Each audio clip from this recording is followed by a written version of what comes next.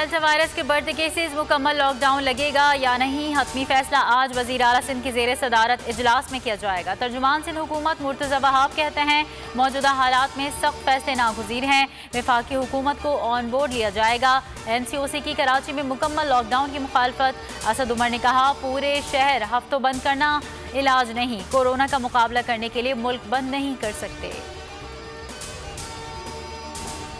मुल्क में कोरोना की चौथी मुंह जोर लहर, मजीद 86 अफराद जान से गए, अमवात 23,293 हो गई। NCOC के मुताबिक एक दिन में 4,537 अफराद मुहलिक वबा की लपेट में आ गए। मस्बत केसेस की शरह 7.79% की सतह पर जा पहुंची। अमरीका में डेल्टा वेरिएंट का फैलाव रोकने के लिए अमरीकी सदर का बड़ा फैसला, वफाकी मुलाजमीन और सरकारी इमारतों में आने वाले अफराद को मास्क लाजमी पहनने का हुक्म। सदर जो बाइडन का कहना है अभी मुकम्मल तौर पर खतरे से बाहर नहीं निकले, कोरोना इंसानी जिंदगी का मसला है।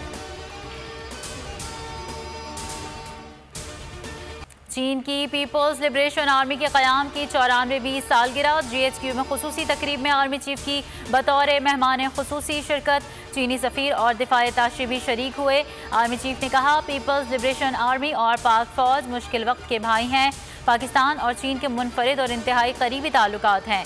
दिफा, सिक्योरिटी और नेशन बिल्डिंग में PLA की क़यादत को भी सराहा।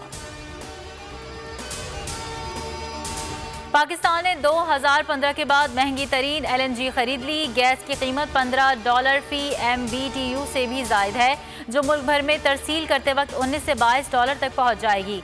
ज़राए के मुताबिक 4 LNG कार्गो सितंबर में पाकिस्तान आएंगे।